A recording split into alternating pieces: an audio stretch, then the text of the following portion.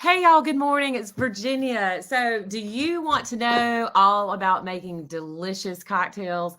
Are you working on dry January and you're trying to figure out the two? Well, we are in the best place today for that. So, I've got Zero Proof. It's a wonderful book by my longtime friend Maureen Petrosky, and the book is just gorgeous, and you will not miss it. She's got, as the saying goes, it's 5 o'clock somewhere, and 5 p.m. is considered the happy hour, but it's not exactly limited. So we've got lots of beautiful cocktail recipes, and I can't wait for you to learn all about it. Cookbooks with Virginia is on every Friday at 11:30 a.m., but we're coming to you a little extra early this morning. So let's bring Maureen on and see what she's got to say. Hi. Hey, thank you so much for joining me today. Thank you for having me. It's so fun to be here. A nice Friday morning. We can kick off the weekend. Kick off the weekend with some mocktails. So we've been yakking. We've just been gossiping and yakking and talking about it.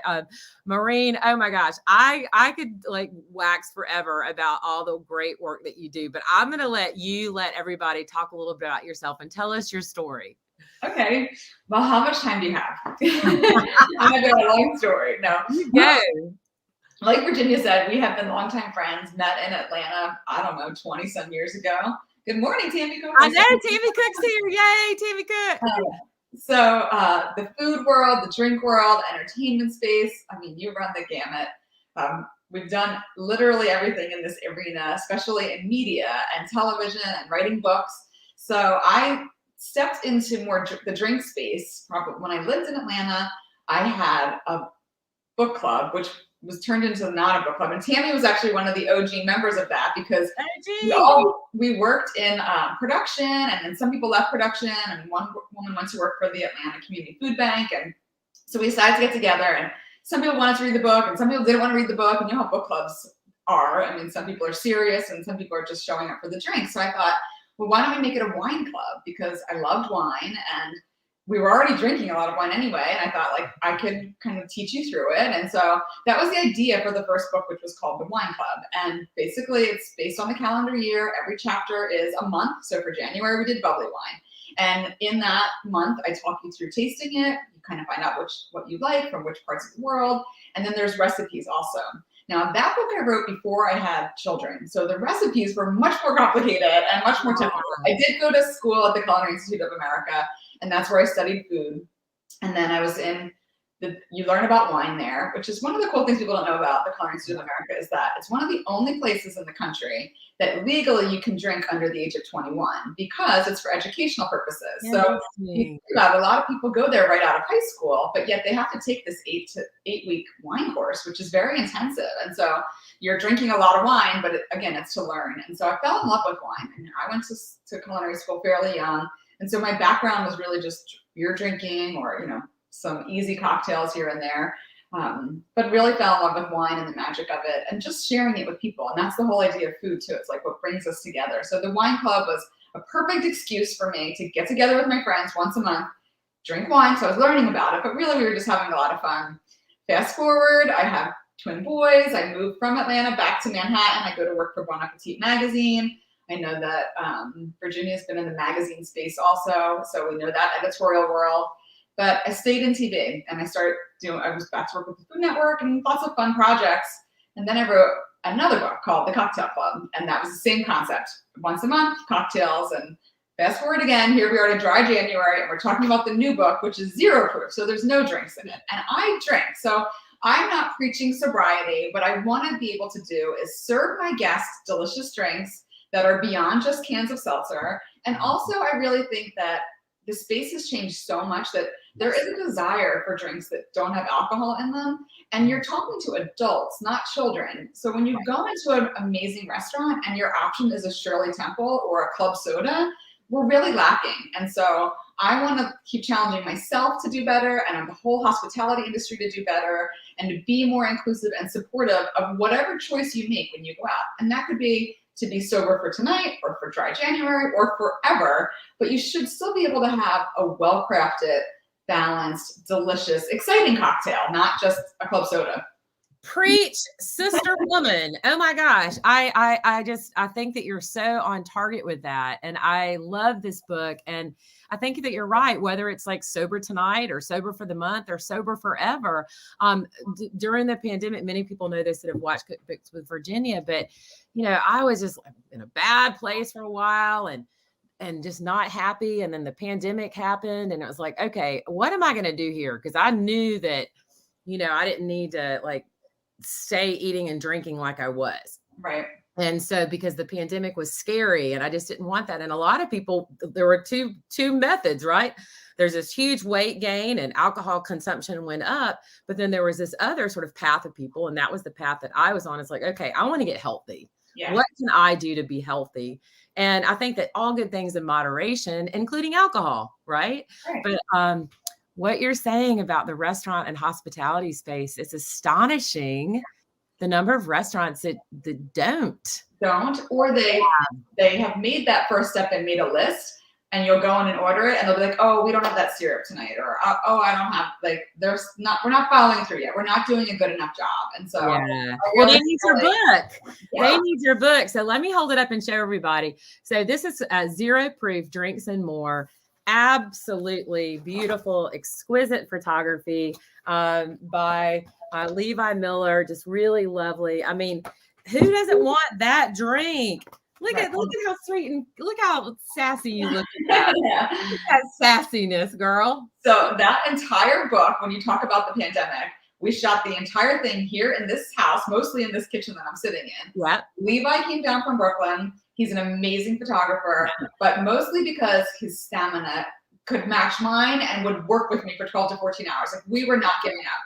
We shot all of this book in 3 days. So if any of you are in that space, you know how difficult and daunting a task that is. Yeah. But we were going into lockdown, so we didn't have a choice. We knew, like, we actually didn't know what was going to happen. We just knew we had these 3 days. We weren't sure if we were going to be able to come back and reshoot or if I would have to go to New York. But we just thought, let's do it all because we don't know what's going to happen. Like, we might not be able to meet up again. And luckily we did. And we cranked it out and worked like maniacs. And I washed a ton of glassware and we made some beautiful photography. But that's part of what I think when you decide to not have alcohol, I never want someone to feel like they're giving up something. And so when you're giving up alcohol or you're giving up a drink, whether again it's for dry January, you still want to feel a little bit of indulgence. When you have a happy hour or if it's the end of the day, like, I'm a habitual drinker. I have a glass of wine at the end of the day, or I have a cocktail. That's like what I think I deserve and I need to relax after whatever it is I've done. Right. What I realized is if I can put a beautiful drink that gets me just as excited into a beautiful piece of glassware and sit down and relax, it's really that my body was craving and my mind, right? It was the break. It was the giving myself permission and taking away the wine or the drinks. I thought, well, now I just have to keep busy until I go to bed but actually you don't have to do that. You get to take that break still. You get to treat yourself. You get to have something beautiful that's easy to make, I promise. So in the book, none of these are complicated. I don't want you to feel like you have to be a mixologist. That's just not my game at all. No, that's true. And there are some books out there like that. And there are some that are more like just very chef driven, right? Like, make this syrup, macerate this for 2 weeks, blah, blah, blah, blah, blah, blah. Come on, sister. Really? Yeah. You know what I mean? That's no different than like an ambitious cookbook. Like, I appreciate it and I appreciate the recipe. And I literally just hung persimmons for 2 months, so I get it. But sometimes I just want, look, I mean, like lime in the coconut, pina colada mix, lime juice, pineapple juice. Easy. Yeah. And I totally give you permission to take all the shortcuts. Now, if you want to cook and you want to get into the nitty gritty, like, we have a culinary background, so we get jazzed by that kind of stuff. I get excited when I see a new recipe or something that I've never heard of before. When I got into this space, the whole idea of shrubs sounded so weird to me. Right? Look at that. That's cue the shrub question with Chef Matthew Rayford on the money with the shrub. Oh, shrubs. Well, Matt and I were at the CIA together, so we go way back also. Oh, how wonderful. Y'all are in Matt, and I remember was one of the first people that was like, I'm not drinking. I want like good drinks. And we had conversations. He might not even remember that, but I remember those conversations. And so definitely shrubs. So shrubs are a way that are super fun. It sounds weird. First of all, the word shrub sounds like I'm a gardener also. So that sounds like I'm outside. I'm not in the kitchen. And then the idea of all the vinegar that goes into it. So don't be freaked out. It's usually a mix of vinegar and sugar and some kind of fruit or herb or like peppercorns, some kind of flavoring. So you can make these, and this is kind of where a little bit of like where it comes into play, Virginia, when you were saying like, I don't want to do this forever or macerate, whatever.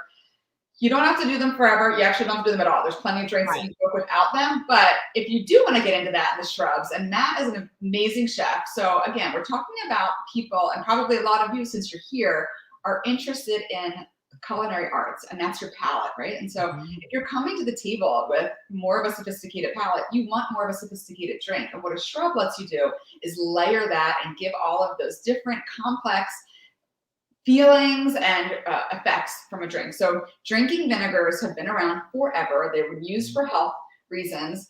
And I know it sounds weird, but vinegar is an acid, right? So you add that to a lot of recipes to get that brightness. And it's the same thing for a drink.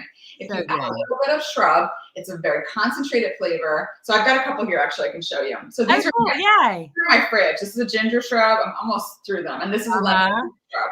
And you see the same thing. I just used my freezer or fridge tape and put my date on it when I made it. So this one I made in July, and it's almost February, and it's still good. So the idea with this is I squeezed a lot of fresh lemons and limes. So it's probably started with 1 to 3. I like a little more lemon juice in my citrus shrub than lime juice. So I do like 3/4 cup of lemon juice. That's a lot of squeezing. And then 1/4 cup of fresh lime. And then the same amount of sugar. And then, so there's my acid and my sugar. Another thing you can do is put the peels into the sugar, and that gives you all the oils into the sugar. So that's another amped up like citrus flavor. And I'm going to use this in a recipe. I'm going to show you how to make a cucumber lemon lime tonic, which is super fun. I love making stuff. And while I usually grate fresh ginger, you can use that jarred, if you have a good brand, the jarred already minced ginger. You can use that. So you can use that, and then the vinegars you use should be neutral. So typically for most things, like if I'm making a strawberry or a cherry or some kind of fruit shrub, I want to use an apple cider vinegar. Champagne vinegar is pretty neutral. Ginger lime, I like that. Hibiscus, that's a good mix. That sounds fun, Matt. I love that he said hibiscus too, because teas are another really fun way to work in the non-alcoholic space to give some tannins and things like that. So, but ginger shrub, it's great. It's different than just a club soda, because think about that vinegar, the acidity, it makes your mouth water. It makes you want to have another sip. That's the whole point, right? We want to enjoy it from start to finish. Does it linger in your mouth? So you're getting more complex drinks than you would if you were just cracking a can of seltzer. I love that. And I love that you said complex. I actually, same thing. We were talking right before you started. So I went to a really nice boutique hotel restaurant in Buckhead. First time I'd been out to like a fancy restaurant in Atlanta in literally 2 years, and went out for Debbie, who's here's birthday. And they have this incredible wine list. They have this incredible cocktail list. And I was like, do you have any alcohol-free cocktails? And it was just like, and I was astonished. And then I said, I tell you what, I want something. I said, not sweet. And I want it to be, and I said complicated, and I meant complex, because I can just imagine the server going back being like, okay, this B said that she wants a complicated drink. And it's like, I want more. I don't want a Shirley Temple. But I want, I want something with nuance and depth and acidity. You kind of wonder what's in this, right? Yeah, I want to be able to taste it and be like, and they did deliver. I will say that they deliver, but what astonishes me, because I think that this isn't just like my own personal journey. This is lots of people, right? Yes. Lots and lots of people, because the days of like 2 martini lunches just don't exist anymore. For some people they do. I guess they do. For some people they do, but if you're not that person, you should be able to still sit and have a sippable, interesting drink, like you said. If they are at a level where they're making amazing food, luckily that wherever you were was smart enough to employ a bartender that's able to rise to the occasion. Unfortunately, that's not the case for everybody. So they end up with just that option of a Shirley Temple. But like, we are adults. We do not want something sugary sweet with a twirly straw. We want something that's sippable. And like we talked about, like there's so many reasons to give up alcohol. Everybody knows it, right? Like for your health, whether you want to sleep better, whether it's your religion, whatever your reason might be. But it's also super fun right now. It can be really fun to give it up. It doesn't have to, again, be giving it up. It's just a lifestyle change. And so the goal for me in the book is that my husband doesn't drink, my best friend doesn't drink, and I love to make drinks. Like entertaining, that's my love language. Yes, it is. And I don't want to just be like, here's a club soda for you. I'm going to make this awesome batch of cocktails for everybody else, right? It felt like a fail on my part. No. It was a challenge for me as a cook, and it was a challenge for me as a drinker to be able to create drinks for you all that have that complexity. And it is challenging because when you remove alcohol, you remove something that's very specific. There's the heat to it. There's the viscosity to some of those cocktails. It's almost impossible to replace. But I wasn't trying to replace it. I was trying to be more adjacent to it and give you a drink that was really just delicious in and of itself without being compared to what it could be or should be or was, or just stand on its own. And each of it's not meant to be a substitute. It's just meant to be something different. Right. So y'all, for those of you watching, you can win a free copy of the book if you go to my Instagram page, and if you don't follow us already, please do. And if you follow us, you can enter to win anyway. So you've got basically there's almost, I feel like there's like a photograph per recipe. So over 100 recipes. And the book is divided. It's 100 recipes for mocktails and low alcohol cocktails.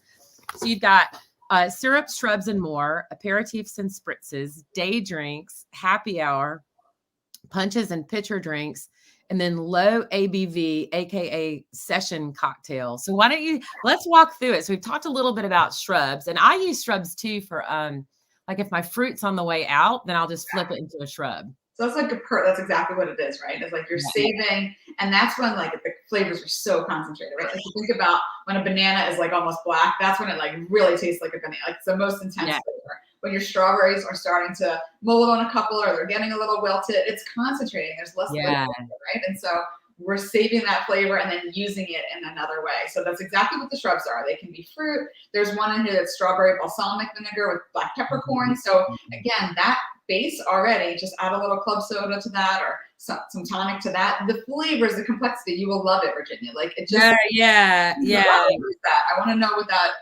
how to do that. And it's so simple. Like you just said, some fruit that's on its way out, a little bit of extra sugar and some vinegar, and you strain it out and put it in your fridge. And that's really it. The one thing you want to watch when you keep shrubs in the fridge is that they don't get like anything floating on the top. Anytime you see mildew or mold, sorry about that. You want to toss it. I mean, it's just the same as anything else, but because it has vinegar and sugar, they're both preservatives. So it lasts a long time. If it gets really cloudy, that's okay. If it's cloudy and you can shake it and it comes back together, that's fine. If it's cloudy and it stays super cloudy, you might want to just toss it. So common sense on keeping your shrubs, but they do last longer than you would think. And it's a perfect thing to keep in your arsenal for a non-alcoholic drink on the fly. You come in from a long day, you want something good that's interesting and fun. The shrubs are a great way to start. No, they're great. And I love to put them out like when having entertaining or something. Like there's so many shrubs, frankly, that like you can serve with vodka or something like or an alcohol. So if you have like say a pitcher or a jar of shrub, and then you can create the bar so that people can, make their own or adjust it. Okay, we got a couple questions. So Annette Garvey is having a 100th birthday party at my 100th birthday party for my house this year. Oh, perfect to serve. That's so fun. I had to read that twice. All right. And then we've got Ann Herzog. I love figs. Any ideas? So I don't have any fig recipes in the book, but you absolutely can do a fig shrub. And it would be perfect for this time of year also. Like if you had made the fig shrub at the end of summer when you had all your ripe figs, that's kind of like that reminds me more of like a red wine flavor, right? So for me, I've always changed my drinks with my wardrobe. So when it's warm out, I want something lighter. When it's cold out, I want something richer. So like a fig shrub in a non-alcoholic cocktail sounds amazing to me. That does sound good. And look at these beautiful garnishes and stuff. We've got like the citrus sugars. I mean, you really do cover everything. So let's talk just a sec about the, we got to be careful because we're going to just like yak. I'm sorry. So day drinks. Now I understand fully the concept of like a day drink being alcohol free or low alcohol or zero proof. But then if the book is all about zero proof, what it differentiates drink? An AF day drink from an AF night drink? So for me, the day drinks are a little lighter, usually a little more fruit forward, not as complex, not as layered, not as sippable. They're usually the ones you're having on ice with a little spritz in them, that you can stand around and play bocce ball, or you can be outside, in the garden, have a sip. Something that's a little bit more drinkable as opposed to when you're seated at a happy hour having something. The happy hour drinks more mimic what you would if you were going out to dinner and you wanted to have a cocktail first, instead of like sipping a gin and tonic during the day. That was kind of my thought process. And That's so cool. Thinking about the ways that we drink, not necessarily what we're drinking, but when I realized for myself that it wasn't what was in my glass, that it was the habit that I was needing to put my feet up or relax or sit down, it's the same thing.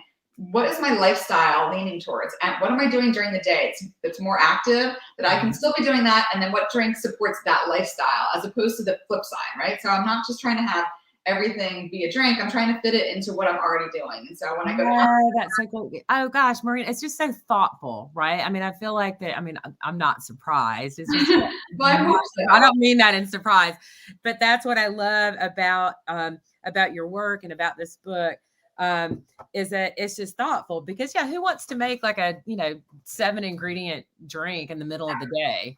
Nobody. You might want to sit down and have something that's Manhattan-esque in a martini glass at happy hour, but you might not have that at lunchtime. So and punches is because, again, entertaining, while I know we're in this really weird COVID space, people are still gathering safely. These are drinks that you can make big batches of. And I loved when you said about Shrubs being able to be out for guests, and then you can make them alcoholic or non-alcoholic. Mm-hmm. Again, I don't preach sobriety. I'm not a doctor. I'm not a nutritionist. I'm not a dietitian.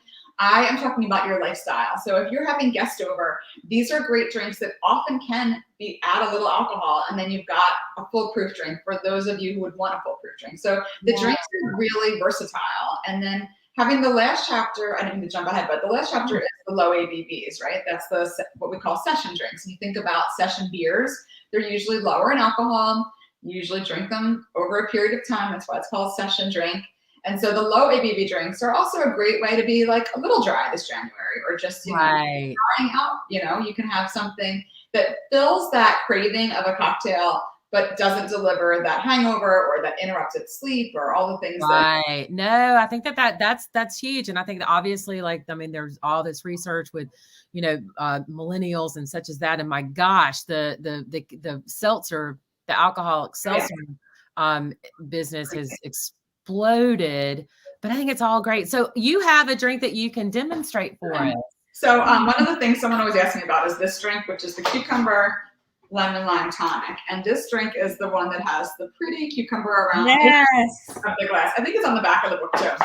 So how do you get that peel? Well, you have to have a good peeler. So a nice sharp peeler. A peeler is one of those things people toss in their drawer over and over and over, and then they don't realize how dull it's getting just from being in the drawer. From being in the drawer, right? And so the peeler is a perfect tool. I have an OXO one here. Nice and long peel. And I usually get rid of the first one because that's got all of the green. I like stripy color. And the hardest press is just to get started. I want it to be nice and thin and long. So I had half a cucumber this morning. Again, using what you have in the house. You don't have to go buy any fancy ingredients to make these drinks. You probably have plenty of things that you could make a non-alcoholic drink with right now. So here's my nice thin peel. Pretty. The trick to this cocktail is you have to put it in the glass before you put anything else in there. So you have to work it a little to get it to go around the sides of the glass. And then the way that it will stick like this on its own, but when you fill it, it will move. So you want to put the ice in there to keep it in its place. So I'm going to put a couple cubes in there. I might do one more peel because I love cucumber. Oh, it's so good. It's refreshing, and it just makes you like your mouth water just without anything else in it. So this one I kind of broke a little, but that's okay. Yeah, all good. Make it work, all good. And add a little more ice cubes here. What I did to put that there for a second. I'm gonna chop up some of this cucumber so I can muddle it. And again, we're just talking about really fresh flavors that anyone can do. I think my mouth is watering a little bit. Yeah, this is perfect. You are my customer. So I'm just gonna do a quick one here. Just some really chunky dice, nothing fancy. This is gonna go right into this cocktail shaker. and then I'm going to muddle it. And a muddler is a great tool to have to get, you know, the flavors out of any of your herbs or vegetables. You could do vegetables. I mean, people do vegetable-driven drinks. This has like a little rough edge at the bottom and then a smooth part. So the rough one's really good to get these big pieces already. Just kind of squish them up in there. And then I'm going to add to this the shrub. So I already measured out. This is just about 2 ounces of the lemon lime shrub. Okay. Right on my cucumber. I'm just going to smush it up. Now, if you don't have a muddler, you can use a nice wooden spoon. You can use the back of any kind of spoon, basically. The goal is to get it all smashed up and release all the flavors. You could add some herbs to this if you wanted to change the flavor profile a little, but I just like the clean crispness of the cucumbers and then add it with that lemon lime. So in there, again, that shrub is vinegar, sugar, and fresh lemon juice, fresh lime juice. And it's really only 2 ounces. So I can make this often and in just seconds. So I love the vinegar piece is so huge. People don't realize like it's like a lot of times a dish or a recipe might need a little salt, but it also needs that acid to help those flavors pop. Okay, so there is my shrub part of it, right? My portion, my shrub and my cucumbers are in there. Okay. And I'm just topping it off. This drink calls for tonic. Tonic is a really fun, different flavored spritzer. And I'm just going to top it off with this. I just have from my soda stream. This is going to be a million times better than having a club soda. Club soda. Yes. That's the drink. We made it in, I don't know, 2 minutes. And there it is. It's pretty. That is so fun. Draw back in here now. And then you can serve that. Just the change of how you did the peel. People think it's so fancy and they think it's so fun. And honestly, that's how they should feel when they're giving someone a drink. It's the same way the care that you put into making a dish for them is the same thing. A drink is your first introduction when people come. And I guarantee you, if you make a big batch of something, when you offer it when they come in the door, they'll say yes. And that actually makes it easier for you as a host because then you're not getting 10 different drinks. But if you say, do you want a cucumber lemon lime tonic? And they'll be like, oh, that sounds good. They'll have it. Then you're already done. Then you get to be part of your party instead of running around getting a white wine for you, a beer for you, whatever it might be. No, that's great. And I think that is such a great idea. The batch cocktail, like batch, making things in batches, making things in, pitchers or having that ready. All right. So what would your suggestion be for something like this? Like, so let's just say that there's like, there's 4 couples coming over. So there's going to be 10 people total. Do you have any like sort of practical tips about, no one wants to be peeling like right before. So you have some other recipes that might work out for folks. Definitely. And again, I love fresh fruits and, find what's in your, first of all, what you like to eat and drink, but find what's in season also. Drinks should be seasonally driven, just like food should be. So if you see a pretty picture and you really want to have raspberries and the raspberries in your grocery store are not good, you have to shift gears. So be flexible when you're making your drinks. That would be my first thing. But second off, I would make sure that you're not none of these things are really difficult. Like you could make these peels ahead of time, but you don't want to be sitting there doing each one. Well, how I would take this drink and change it, I kind of love that you said the salt because I have made this in a big batch. So basically, the big batch is this. It's the shrub. Yep. I would fill those 8 glasses with the shrub at the bottom, the ice cubes. As people come in, top it off with whatever bubbly, if it's going to be tonic, or you could do half tonic, half club soda if you want less of the tonic flavor.